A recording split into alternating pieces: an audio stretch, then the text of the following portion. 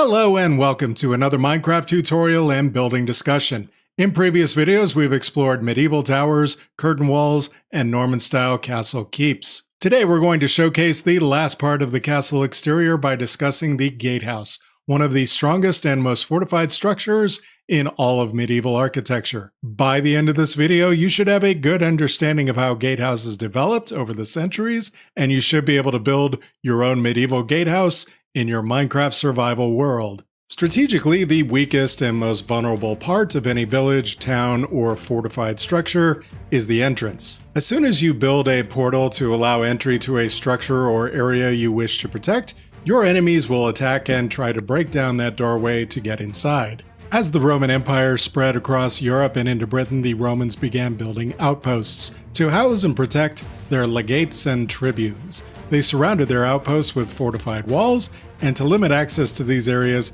they built some of the first full gatehouses in Britain. The Roman conquerors were not concerned about organized armies with siege engines. They wanted to keep out barbarian hordes who advanced mainly on foot, with maybe some on horseback. As a result, their gatehouses were quite simple in design. I've quickly mocked up a Roman gatehouse as I understand it may have been built by Romans in Britain around the year 129 CE. This is based specifically on Arbia, a Roman outpost built in what is now South Shields in England. Roman gatehouses could actually be even larger and far more beautiful than Arbia, especially within the city of Rome itself. I wanted to focus on a legion outpost such as this to examine the influence this architecture might have had on British castles later in the medieval period. The overall impression of a Roman gatehouse was that all citizens of the empire could enjoy freedom of movement through the two large gates. They also built their gatehouses big, as in oversized, to remind everyone of the grandeur and power of Rome.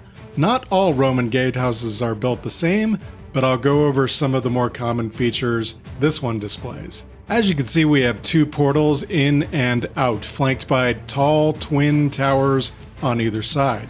The portals can be sealed off by swinging shut large wooden doors just inside. The upper levels allow for the quartering of centurions and a balcony for archers. Even back then, we could see the Romans already inventing and using crenellations and merlons in the battlements above the walls to give archers cover from behind which to fire. But notice what they did on the back side of the walls. They piled up rocks and dirt, terraforming a slope all along the back of the wall. This not only reinforced the wall, but provided quick access for the entire legion, allowing them to swarm the walls and take positions very quickly. This is also how the upper levels are reached through this door.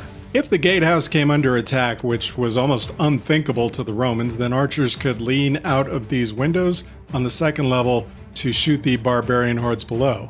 Of course, leaning out would expose the archer to return fire, so clearly Rome wasn't worried about losing a few good men. However, if attackers did get past these forward extended towers and under these archways, then they could start chopping through the wooden doors with axes, and the archers above could do little to stop them.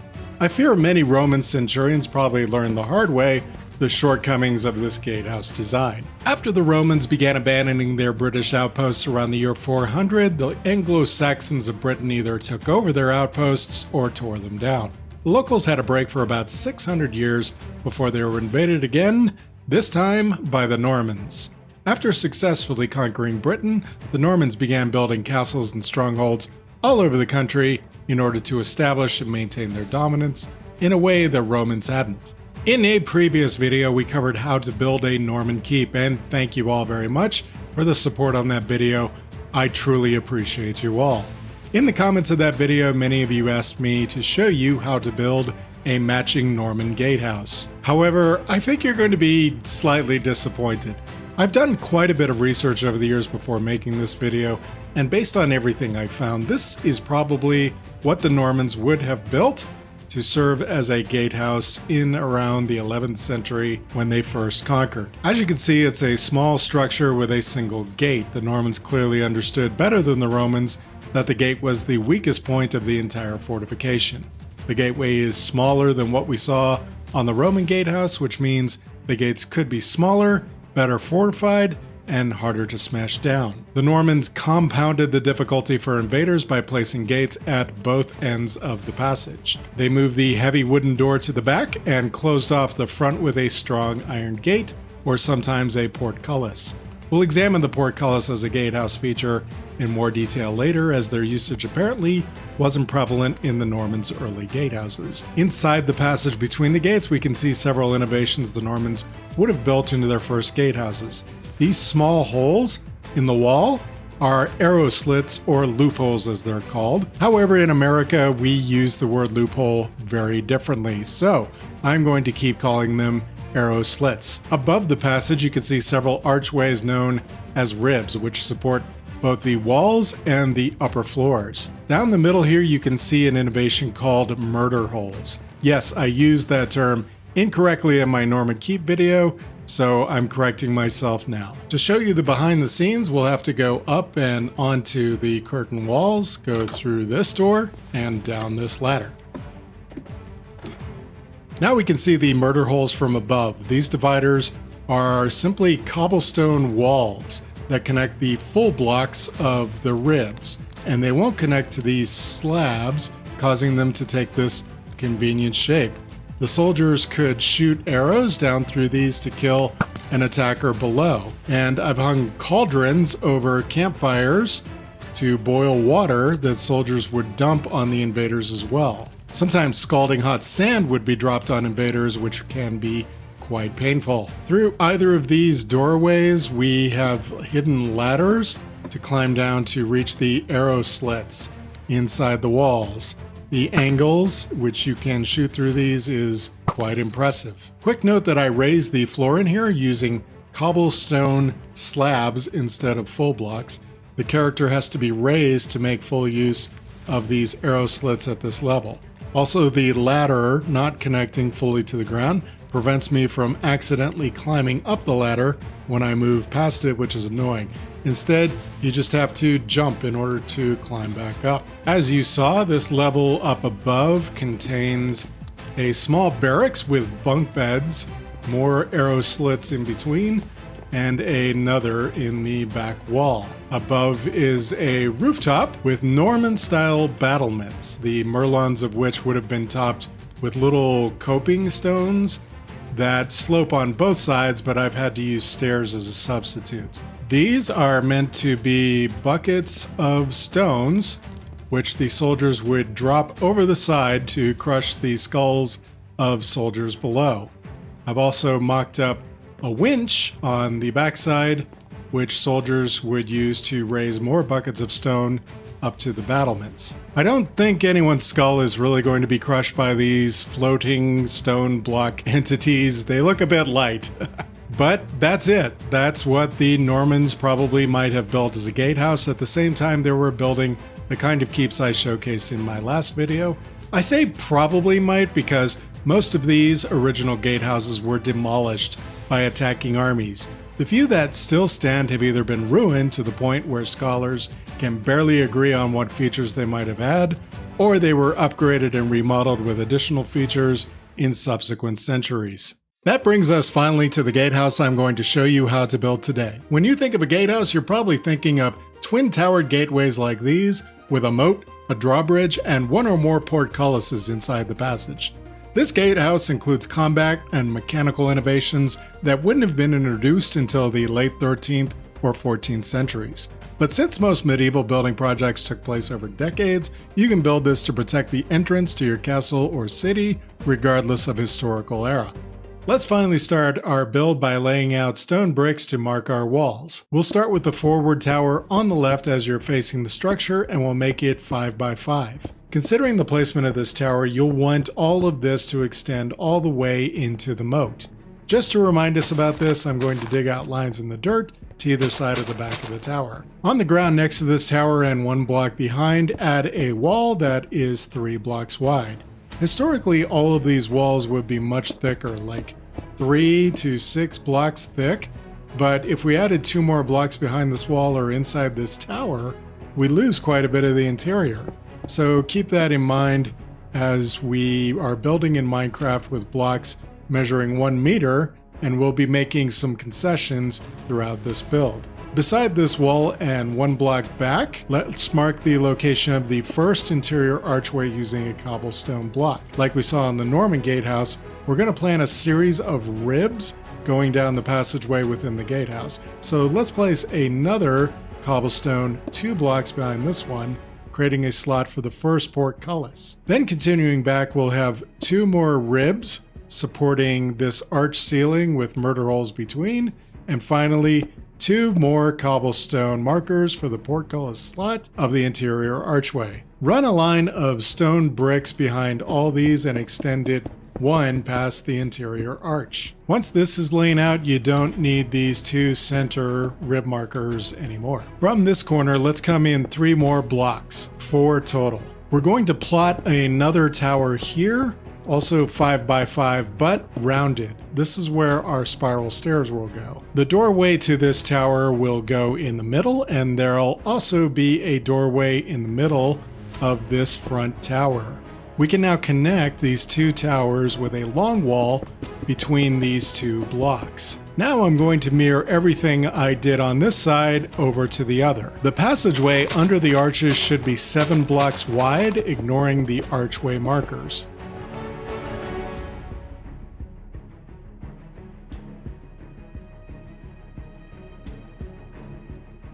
Between each of these 2 outlines, dig out the floor and fill it with cobblestone.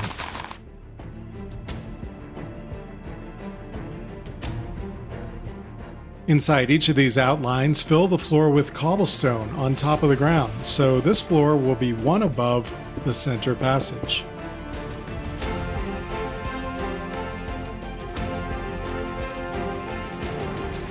On this side, the spiral stairs will go down and up, so do not fill this with cobble. Instead, you can start your spiral stairs with a post and a couple of spruce slabs going down. Next up, we'll want to figure out our drawbridge. Let's count back 6 blocks from this front corner, then dig out all this cobblestone across.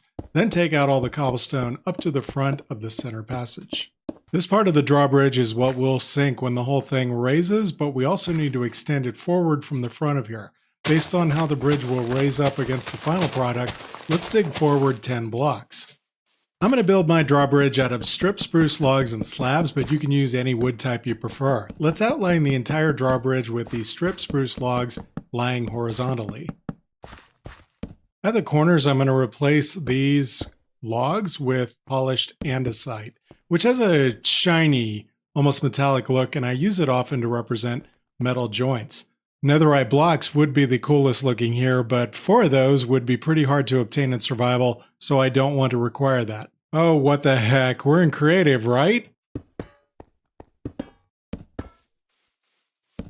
Fill in the entire bridge center with spruce slabs. Because this type of bridge, which is known as a counterbalanced drawbridge, is going to tilt, we can reinforce that visual by trading these front 2 cobblestone blocks for upside down stairs to allow for the tilt. I've now broken up this cobblestone with lanes of smooth stone for wagon wheels. You'd see this quite frequently in medieval structures because cobblestone would be quite hard to push wagons across and would sometimes break under the wheels or break the wheels themselves, and you don't want some peasant's wagon getting stuck here and blocking traffic. With this portion of the drawbridge tilting down to the ground, we need to dig an area below the bridge relatively deep enough to allow the back 5 blocks of the bridge to swing downward. Keep digging around under here until you can see the entire underside of the last 6 blocks of the drawbridge, which is 5 plus 1 where the wall goes. And then continue digging down until this room is 5 blocks deep. Let's fill the front-facing wall with cobblestone and top it with cobble stairs all the way across. These represent the sloping fulcrum on which the drawbridge will tilt.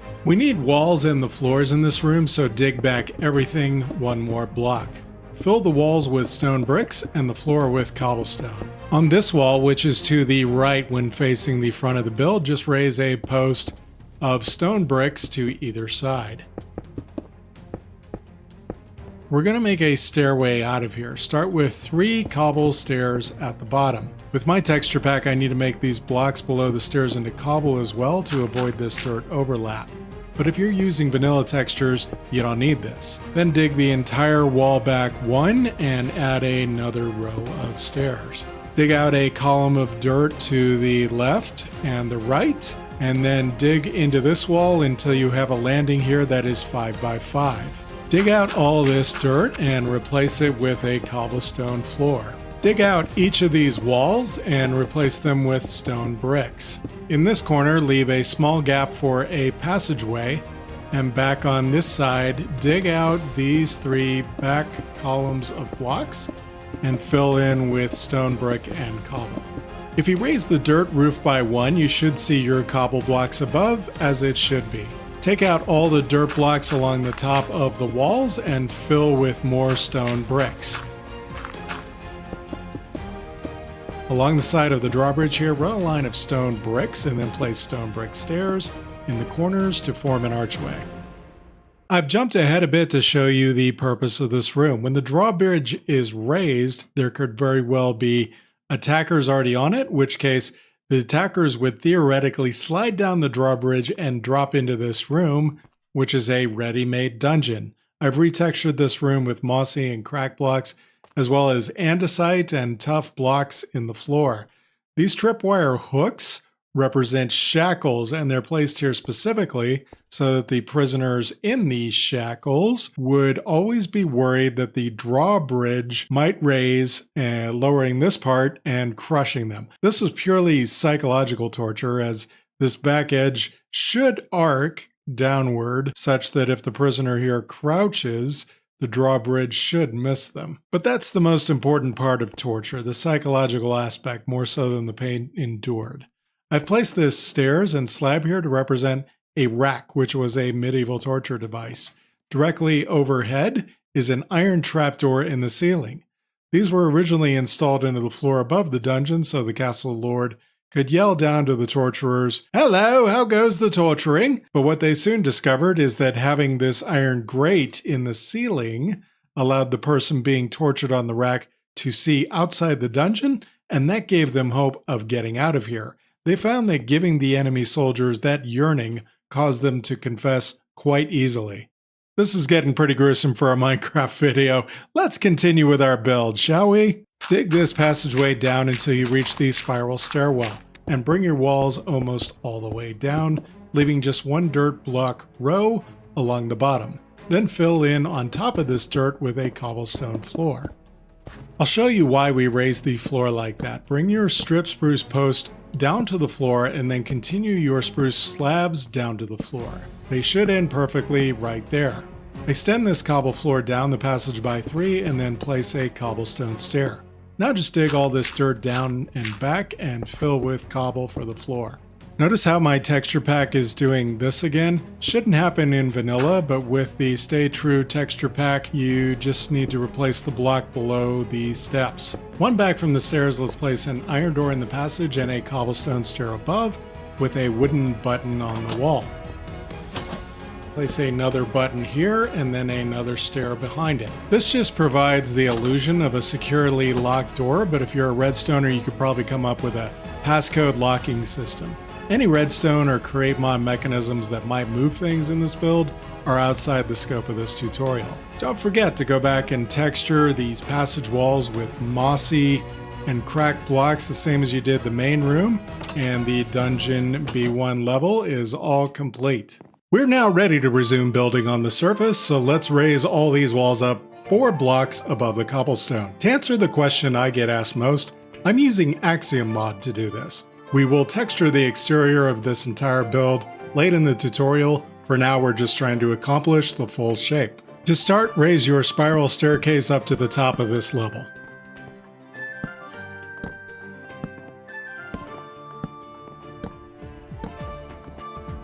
We have more structural elements to add to these rooms, starting with supporting beams for the wooden floors above. Facing the inside wall, come in 3 blocks from the corner and run a strip spruce post from the ground up to the top. Come in 3 blocks from the other side and do the same. Now raise posts in the same position on the opposite wall. And connect them across the top. Hang a lantern from the center of each of these. Let's add some arrow slits so soldiers can fire into the center passageway. On the interior facing wall, knock out the 2 bricks on the inside of each spruce post. Then move to the center of the wall and place a stair at the bottom and another one upside down. Do the same on the other side. In the center of the exterior wall, let's build a fireplace to keep our soldiers warm on cold nights. Knock out 3 blocks in the middle, then go outside and create a buttress 3 blocks wide. Raise these 2 more blocks, then place a stair facing the front of the gatehouse, and 2 more stone bricks on either side. This stair acts as a smoke vent, just like you find in the keeps of old. Place a campfire in the middle, and 3 cobblestone stairs across the top. Place the 2 outer ones from the side to form a little smoke hood. Then place 2 walls on both sides of your fireplace and iron bars across the middle. I've decorated this room now. These chests represent footlockers for each of the soldiers that sleep here, and you can throw in other random items like a barrel or a decorated pot. Up here in this forward tower, we're too low to the ground to add arrow slits because attackers would just shoot back through them. Instead, this room will serve as the latrine, or garderobe as it was called. Facing the other wall, take out all these blocks straight up the middle, and this one below. Raise another column of stone bricks just outside of the walls. Grab one of the trapdoors with a big hole in the center, such as the jungle wood trapdoor. Place it at the top of this bottom visible block so that it can swing up and down. We will extend this garderobe up through all the levels of this tower, and when we get to the top, I'll explain how it works. Just trust me that when I say if you're not currently using the garderobe, you'll want to leave the seat collapsed. We'll also throw a cauldron in any random corner in here and fill it with water so the soldiers can wash their hands. Now just cover the opening between and outside the support beams with spruce slabs, which will be the floor of the level above. Repeat everything I just did on that side of the gatehouse over on this side, including the spiral staircase starting from this level, the support beam, the arrow slits, the fireplace, the bunk beds, random decor, and the garderobe in the forward tower. Then cover this level with spruce slabs as well. By the way, these bunk beds are created by shift clicking to place one bed on another, and then one oak trapdoor on top of the one below. But if you can't shift click because you're on bedrock, then place 3 temporary blocks, your upper bed and trapdoor, then knock out the blocks below and place another bed and trapdoor down here. Raise your walls up 4 more rows and repeat everything I just did. Add some variation to the second floor barracks by placing your bunk beds and random decor in different spots, but otherwise the second level should have everything we put into the first, including the support beams, arrow slits, fireplaces, and the garderobe extending up for another level. Raise up both of your spiral stairs and then fill in between the support beams with spruce slabs. Make sure to not cover the spiral stairs or the garderobe. The only difference in the second level is in these forward towers. You can knock out 2 blocks on the front and interior facing wall, and use stairs to create arrow slits. This way an archer here can fire into the moat and also at attackers on the drawbridge below. With the gatehouse raised 2 levels, we are now ready to create the archways and the portcullises that block off the center passage. Double check and confirm that these front 2 cobblestone blocks have been replaced by upside down stairs, and then raise columns of 8 cobblestone blocks on top of each. These should be 9 blocks tall total. Connect them at the top, and then fill in another row, 1 down from the top. Connect the 2 sides with a row of stone bricks outside the cobblestone frame. Then we're going to make arches of these by putting 1 more block in each corner, and then stone brick stairs beside and below each. Then place 1 cobblestone stair in each corner of the cobble frame, like so. Create a duplicate cobblestone frame on top these 2 blocks directly behind the first. Now come to these cobble blocks at the back and make 2 more archways like we just did. Just like we did in the front, run a line of stone bricks across the top, 1 in each corner, and then stone brick stairs beside and below each of those to create an arch. Let's create the ribs I showed you earlier by running a horizontal line of cobble blocks 2 spaces back from this front arch, and then another from 2 spaces behind that one. Drop down and place cobblestone stairs to support each corner. Now make some cobblestone slabs and run a line of them directly across this middle gap all the way. Move forward to this next gap and place 3 slabs on each side. Here in the middle, place a cobble wall, and it should only connect 2 sides like this. This forms the perfect murder hole in the ceiling of the passageway, and we can even shoot arrows through it at enemies below. Do the same in this gap further back. Just place 3 cobble slabs on both sides, and then a wall in the middle to form another murder hole. That leaves us with these slots in the front and the back, and that's where we'll build our portcullises. I'm going to use nether brick fence to make my portcullis because it's inflammable. Dark oak or spruce fences we can simply light on fire and they will burn away and vanish. But if I bar the passageway with a portcullis made of nether brick fences, I can't even light them on fire. I'm clicking on them right now and I can't even set them aflame. However, see what happens when I start lighting the spruce fence on fire. You can also use crimson fences or warped wood fences if you prefer, since they are also not flammable. Since our drawbridge is down, we'll also assume it's safe to raise up our portcullis so we can pass under it. The player is 2 blocks high, but I like my portcullis to be 3 blocks high so I can pass under it riding a horse. Therefore, let's start our portcullis on the 4th block up and extend it all the way across. Get above the portcullis and continue raising it up until it's flush with the top of the arch, and then raise it 3 more rows high. After all, if we wanted to lower the portcullis, we'd need to lower it 3 rows for it to touch the drawbridge. Let's add a second portcullis between the 2 archways in the back, also with a 3 block gap under it. If you're building this in survival, there's not much you can do about the fences connecting to the front and back of the arches. However, I know a lot of you have started using the Axiom mod because of my videos. And if you're using it and have the Tinker option set to on, then you can just aim at these little connectors and right-click them to disconnect them from the walls and have a more authentic sliding gate look. Beyond the 2 portcullises and the passageway of murder from all sides, the attackers would then encounter a heavy, reinforced door.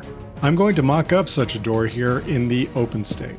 I'm going to raise a post of oak logs as high as this corner of the arch, and then I'm going to run 2 logs between and another post that's as high as the center of the arch. 3 blocks up, I'm going to add a crossbeam.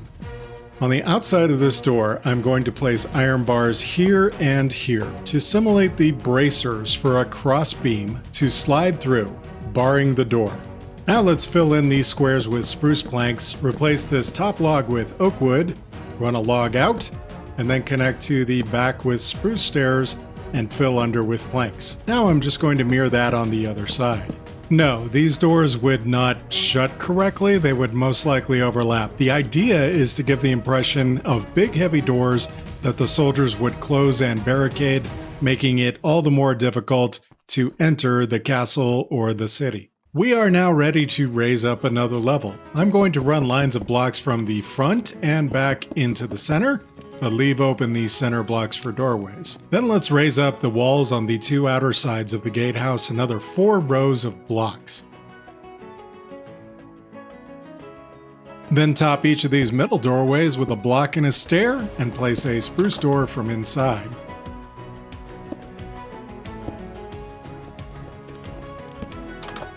In the center above the passageway, we're going to do the walls differently so that they protrude.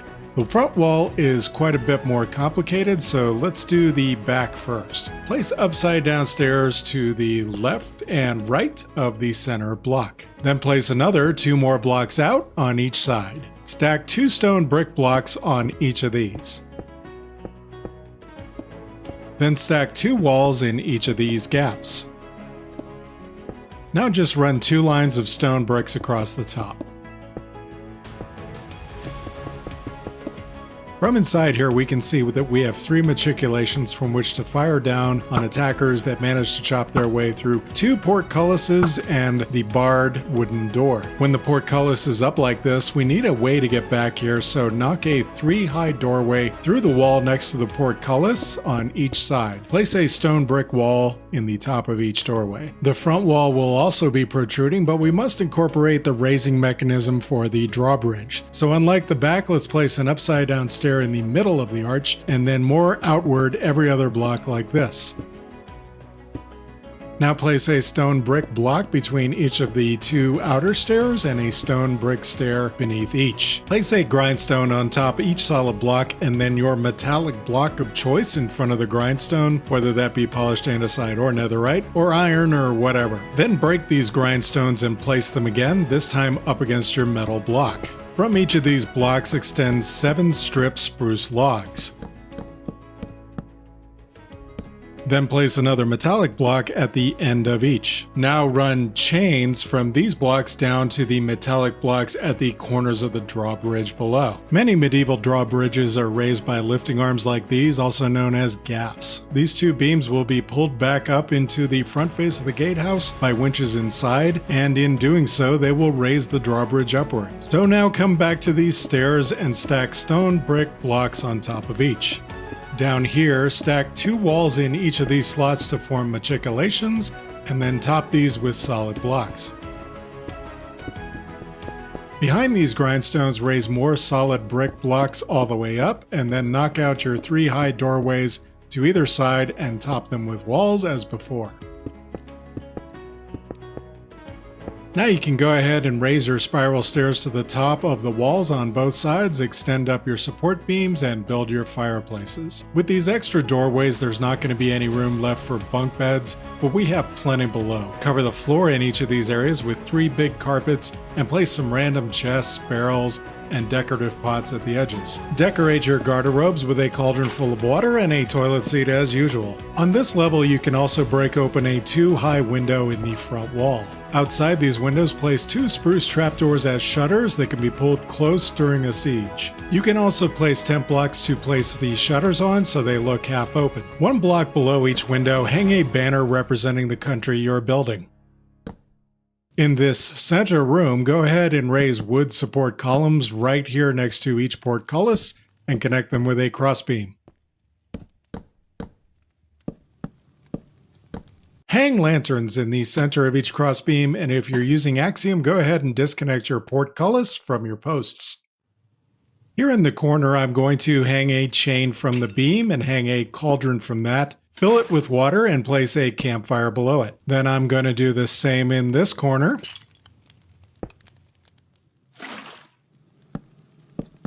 And let's just pile up some sand here.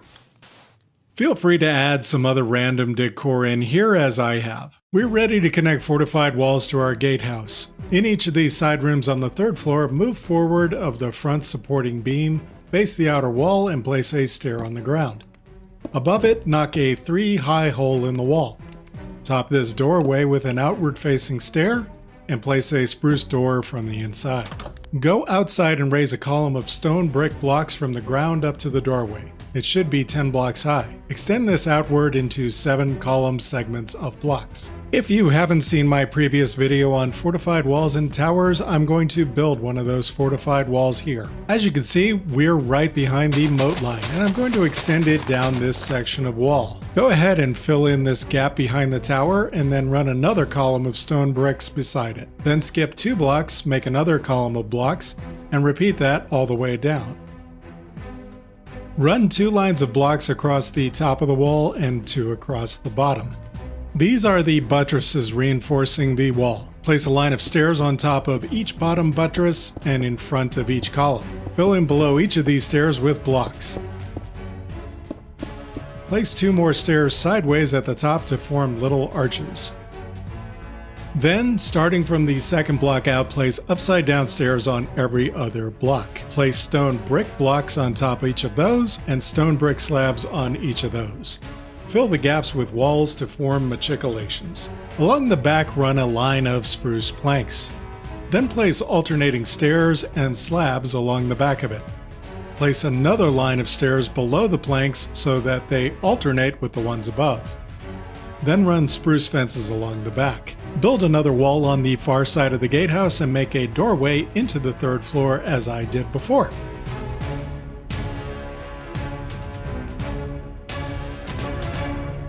This is just an example of a wall that will connect to this gatehouse. You could also make your walls diagonal as I explained in my previous video. I missed this earlier, but these should be as high as the 3rd level. Time once again to fill between all your walls and support beams with spruce slabs, leaving your spiral stairs and garde-robes open.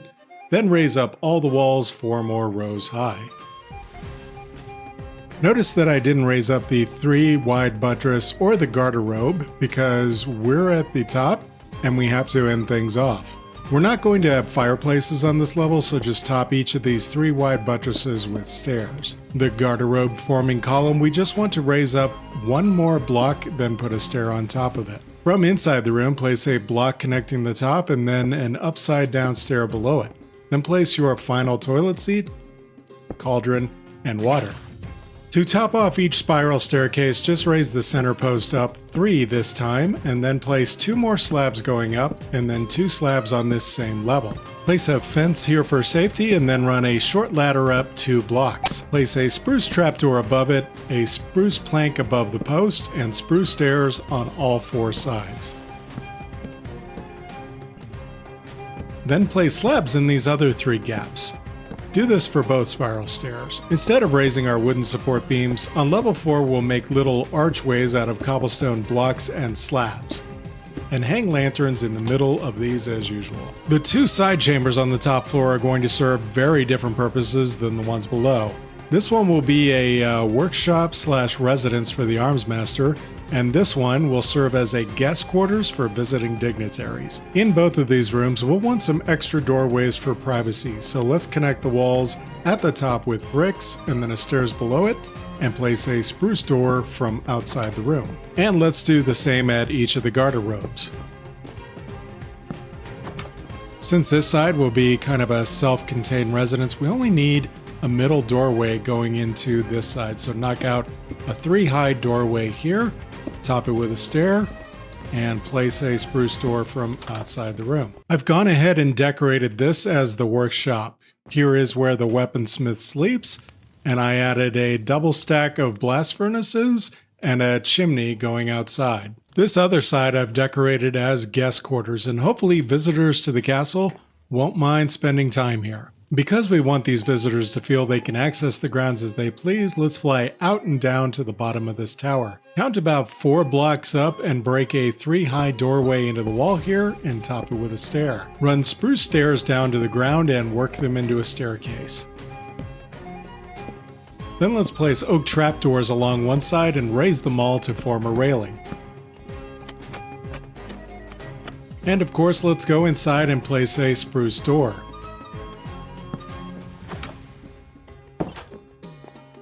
Move up to the front wall of the gatehouse here, knock out these 2 middle blocks to either side, and replace them with walls to simulate the gap we need to run the cables through out to the lifting arms of the drawbridge. Let's place some barrels here and some grindstones on top of them to simulate the winches that will pull up the drawbridge. If we knock out this floor slab, then we should be right above the portcullis. Directly above here, let's run a line of cobblestone blocks across the ceiling from one side to the other. Let's fortify this with cobblestone walls running down to the floor. And then let's place another grindstone here and connect it to the portcullis with chains.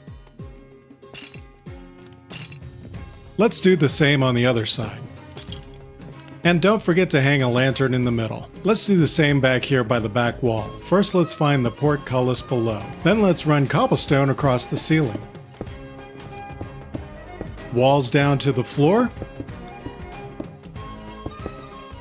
And then a grindstone and chains.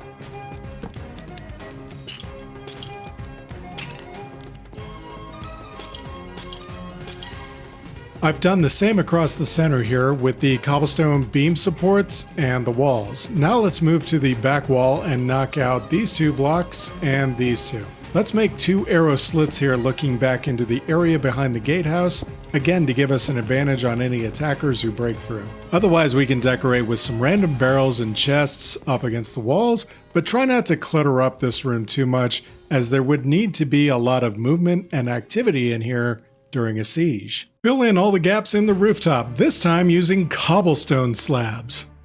Just like our fortified walls, we want to cover the entire roof with battlements and machicolations.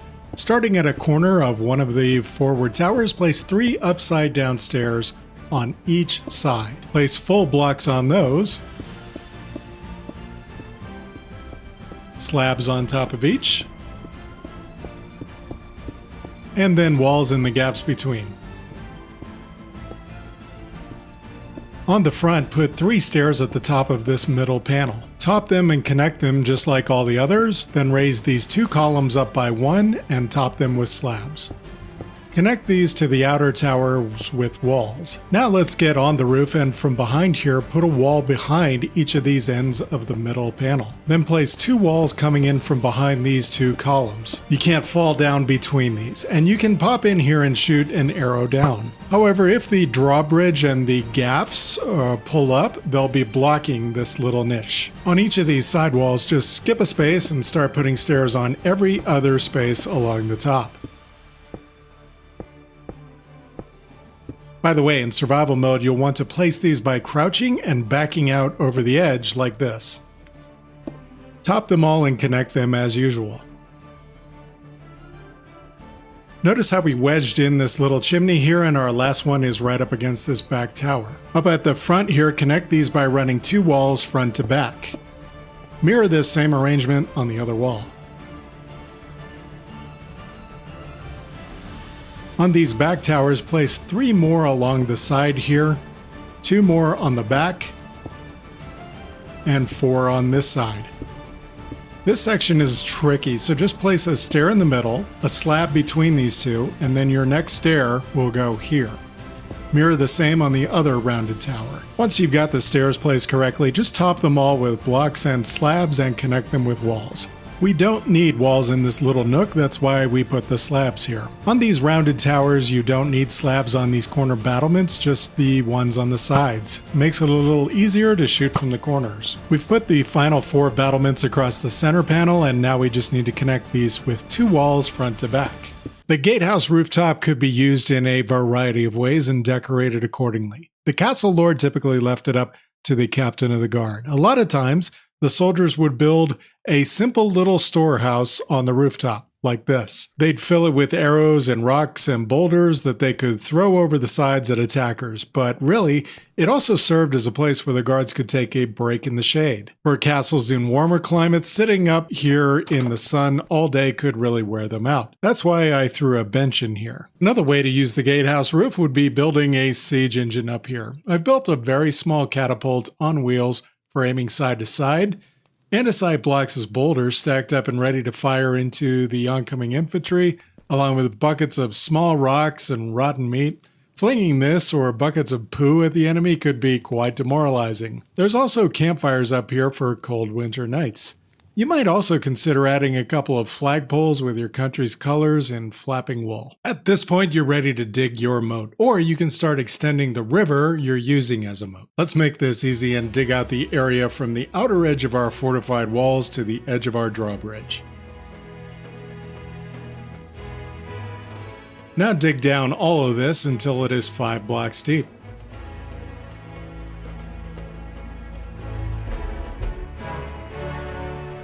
You should now have something that looks like this, and it should be pretty easy to figure out that we just need to replace all these dirt walls below the castle with stone brick walls.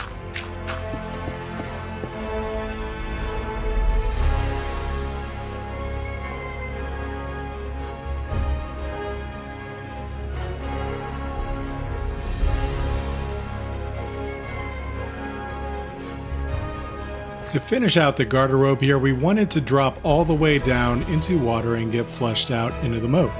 Let's start by replacing this dirt wall with cobble. Then let's run a line of stone bricks around the base of this tower. Don't fill the corner blocks, just extend the sides. Run another row of stone bricks on top of those, and then top them with stairs. We want the outer wall of the garderobe chute to connect with the stairs just like this. I've added another little detail, just an embrasure for the drawbridge consisting of a line of blocks running up and out of the moat, top of the stair, and more embrasures to either side of the back doors. At this point, your gatehouse is well and truly done. If you want to retexture the outside to mix up the pattern a bit, I strongly recommend you do it now. I textured it with cracked and mossy stone brick, of course, with occasional cobble and stone blocks. I also ran polished andesite up these corners every other block. Whatever breaks up the monotony of the stone bricks is fine. I also textured a lot of mossy stone and cobblestone down in the moat, and I also textured the moat bottom with packed mud and stone blocks. After we fill it with water, I'm going to use bone meal for a more natural look. Although I raised some blocks up, we need to make sure to keep these standing levels low so no one can climb out, and forget about adding lily pads. First and foremost, the moat is meant to be a death trap for invaders. Now we can finally fill up the moat with water. Start by pouring a bucket of water into the slot at the bottom of the garderobe so all the filth is truly carried out into the moat. Then dump buckets of water along the base of the gatehouse wall every 2 spaces to form water source blocks between. The area in the middle will fill automatically as you see. When you get to the end, start dumping buckets every 2 blocks along the wall, and when you finish this wall, the entire bottom should be filled with water. Starting 3 blocks down from the top, cover the entire moat with a layer of dirt blocks or with leaves or any block you can remove by punching so you don't have to waste your tools. Then start dumping buckets of water around the base of the gatehouse again, and make sure to saturate all these stairs. Getting under the drawbridge will be tough, but you should be able to crouch and pour buckets a couple of blocks underneath on both sides. Then just pour buckets along the outer walls until your moat fills, and the area under the drawbridge should be full of solid, still water blocks. Then just break all the dirt blocks and you'll see the water fill down. I realize this would be an extremely narrow moat, but my focus here is on building the gatehouse structure, and you can see how much time that took just by the length of this video. You will most likely want to build this gatehouse a few levels higher than I have. Extend your moat outward at least another 12 blocks and build a bridge from this side into the moat that the drawbridge connects with. I hope you enjoyed this rather long video about building a medieval gatehouse. By popular demand, my next video in this series will be how to tie it all together. Keep, fortified walls and towers, and a gatehouse, all built in a default Minecraft world. If you enjoyed this video, consider subscribing to receive notifications when my next video drops. Thanks for watching, and have a great day.